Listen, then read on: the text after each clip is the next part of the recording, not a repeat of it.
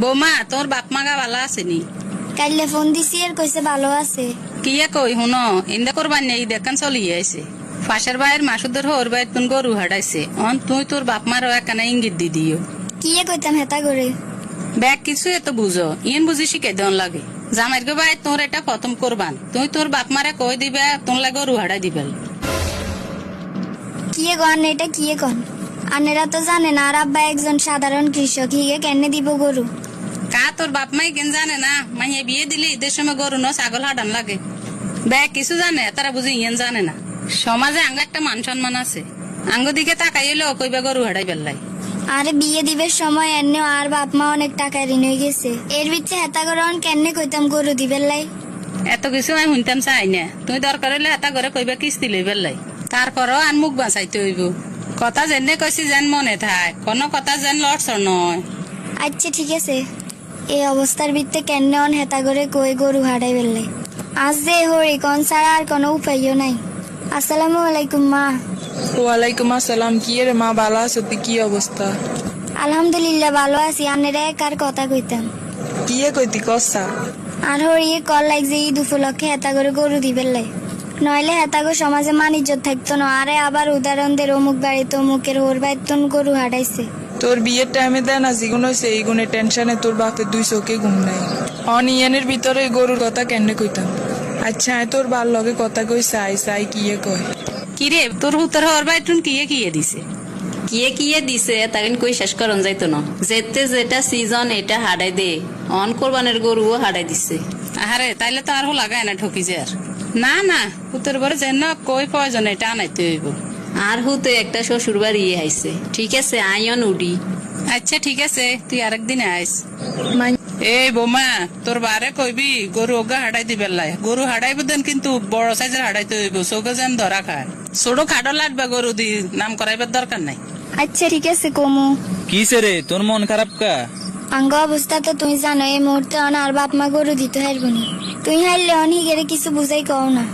এত বুঝাই শুনি কইতে মারতেন না। মা যেন কইছে এটা দন লাগবো, তুই এটা লই আর মার্কেটিং করিও না। তাই বাপের ভাই ফোন দাও যেন গরু হারাই দে। শেষ পর্যন্ত তুই বুঝি হিগে তাইলে আসো। ভাবি যে দুইটা দিন আনেরে দেই, রান্নে অনেক চিন্তা করে রেন, আনে কিল্লে চিন্তা করে রেন কনসাই। আপু আনে ছোট মানুষ, আনেরে কই লাভ হইবনি। তারপরেও কন উপকার করতাম না, হারলেও ক্ষতি করতাম না। আর বাপের গো অবস্থা তো জানেন, কোন রকম ফ্যামিলি চলে। আনের মাঝে হচ্ছে আনেগুলাই গরু হারাইতাম, নাইলে বলে আনেগো সমাজে মানিজ্য থাকতো না। ঘটনা কি আম্মা হাতে এরকম হয়ে গেল কা? আম্মা আগে কইতো ভাইয়া শ্বশুর বাড়ির তো নেগে সুতো অলইতো না, হে জায়গা তন গরুলে চাপ দিল গিললেই। আচ্ছা আইন এটা জবাব লো মান নন চিন্তা করি না ভাবি। না ছোট আপু আন্নে কিছু কই না, পরে আরো সে গরম হয়ে যাবো আম্মা। আন্নে কোনো চিন্তা করি নাই, আর বুঝ মতো কথা কমু। কি রে জি তুই কিয়ে কই বেল্লাই ডাক দিলি? আন্নেরে কইতাম যে অবস্থায় এবারই আমরা কোরবান দিতাম না, শুনছি গরু ছাগলের দাম মনগা বেশি থাকবো। তুই লেদা সুটকে এত কিছু লই চিন্তা করন লাগতো না। এবার আমরা গরু কিনন লাগতো না, মা এনে গরুর ব্যবস্থা করিয়ে লেছি।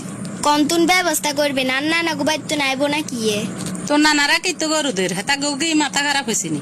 তোর বাইয়ের হোর বাই তু না নাইয়ের আবার আয় কই দিছি বড় সাই গরু দিবেন লাই। মা এটা তো একটা অন্যায়, আনে বাবির বার গোবাইতুন কিল্লে গরু চাইছেন। তুই আর নে অন্যায় শিখে আরি, তুই মাইয়া কে আতুন বেশি বুঝছি। মাইয়া বিয়ে দিলে কে গরু ছাগল দন লাগে মাইয়া সুখের লাই, আর এটা তো সমাজের অনিয়মে হয়ে গেছে। মা এটা কি কোন কোরআন হাদিস চাইছেননি? হুত বিয়ে করালে হুতের হোর গোবাইতুন গরু ছাগল লইতে হইব। আঙ্গ পক্ষতুন যদি মানা করে দি তাহলে হ্যাঁ তারা দন লাগেন না। দেখা যাবো আস্তে আস্তে সমাজের তুনে নিয়ম উঠি যাবো। না না এই নিয়ম উঠান যাইতো না। শুনেন সমাজের এই নিয়ম যদি চলতে থাকে এক সময় এটা মহামারী আকার ধারণ করব। কিরকম? এই যে আনে হুত বিয়ে করে ভাবির বার গোবাইতুন গরু লড়েন, দেখা যাবো 2-4 বছর হরে আরে বিয়ে দিবেন। আর হোর হইয়ে যদি কয় হ্যাঁ তা করে উঠ দিতে হইব, তাইলে আনে কিরবেন? হেতারা খুঁজি কিনলে লইব, আঙ্গ সাধ্যে যা আছে আমরা তা দিব। এতো তাইলে এবার লাইনে এসেন। ভাবির বাপেরা কিছু দিতে হইলে দিব, না দিতে হইলে নাই, এটা লয় আনে বাধ্য করবার কি আছে? ভাবির গতুন জোর করিয়া নেবেন তো এটা হারাম হবো, হালাল হইতো না। আর মাইয়া ছোট হইলো কথার ওজন আছে। আসলে মা তুই ঠিক কথাই কইস, আমরা সামাজিক মর্যাদা মিলেতাম যাই হুতুর বর্গ হচ্ছে জুলুম করিয়ে লাই। না আমি বৌমারা অনে মানা করে দিব। কই গো বৌমা এদিকে আয়। জি আমা কোন? তোরে দেন কইছি তোর মারে কইতি ফোন করি গরুর লাই অন তুই আবার কই দে গরু লাগতো না। না আব্বু কইছে 2 দিনের ভিতরে সুদের হচ্ছে টিয়া লই গরু হারাইব। আহারে আই কত বড় সাপ হেতার গছে উড়াই দিছি। না রে বৌমা আই মনে তুনে কইয়ে লাগছি গরু ছাগল কিচ্ছু দন লাগতো না। কিলে গো মা হঠাৎ মানা করেন কিলে? আঙ্গ সমাজে এটা কতুন চালু হয়েছে কইতাম হাইতার না, এটা বর্গছে একটা জুলুম। আনমাইয়া চোখের পর্দা খুলে দিছে, নত আয় অন্ধ হয়ে থাকি যেতাম। সমাজের এই একটা অপনীতি, আমরা ছেলের মারা যদি বন্ধ না করি তাইলে আর কোনোদিন বন্ধ হইতো না। এটা আমরা নিজে তুন ছাড়ে দিতে হইব। তুই তোর বাপ মারা আজ যে মানা কর হেতারা জানি ইগেন কিচ্ছু ন দে। ঠিক আছে আম্মা, তাইলে আমারে অনেক ফোন দি কইয়ের। তাড়াতাড়ি করে তুই ক, হেতারা ন গরু ছাগল হাঁটাই দিলে আই কিন্তু রাখতাম না। এরে মা তোর বাপে টিয়া টোকার লাগছে। কন্যাই টিয়া টোগার কোরবান আইসে তো অন কারো কাছে টিয়া নাই, অন সাই মহাজনের কাছে গেছে হিগে তুন সুদের হচ্ছে টিয়া লন যায়নি। আব্বারে মানা করেন টিয়া না লইতো। আর হইয়ে মানা করে দিছে হেতাগো গরু ছাগল কিছু লাগতো না। কিলে রে মা তোর হই কি রাগ করছে নি নাকি তোর জামাইয়ে কিয়ে কইছে? জামাই কিছু করতে হারে না। আর হইয়ে জেনে কয় জামাইও হেননি। আর ননদে গরুর বিষয়টা হুনার হরে হিগের মারে বুঝাই কইছে এটা ঠিক ন। ভূতের হোর বাড়ি তো নিগি নানন, এটা এক ধরনের অন্যায় জুলুম। সিস্টেমে বুঝাই কইছে আর তারপরে আর হরিয়ে বুঝছে এটা আসলে অন্যায়। যাক আল্লাহ আর এবারে তোর বাপে একা নয় কত শান্তিতে থাকতে পারবো। যা বুঝলাম ঘরের ভিতরে যদি একজনও বুঝদার থাকে তাহলে কত শান্তি আশা করা যায়। আর যদি বেগুন অবুঝ হয়ে থাকে তাহলে এই সংসারে আর সুখ শান্তি আশা করা যায় না। বর্তমান যুগে এরকম ননদ আশা করা যায় না। আর কোফাল ভালো যে না এরকম একটা ননদ আইছি।